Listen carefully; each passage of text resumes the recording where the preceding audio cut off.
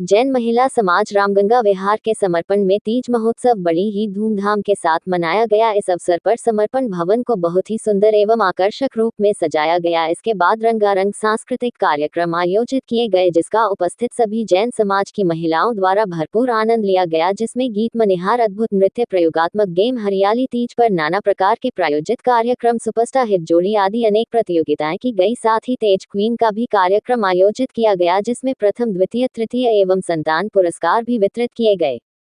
अगर सच है तो आप बराबर ताली बजाइए। दिल में दया, होठों पर मुस्कान, बहुत मुश्किल है ढूंढ पाना आप जैसा इंसान।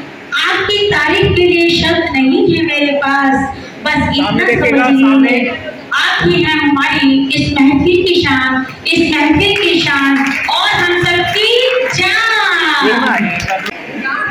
रंग बिरंगे फूल आ जाइए, सब फूल वाले आ जाइए।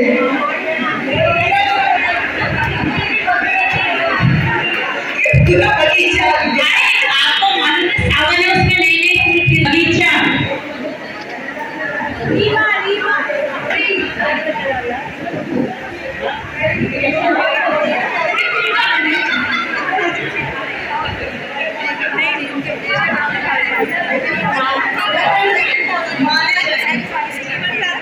आगे ये काम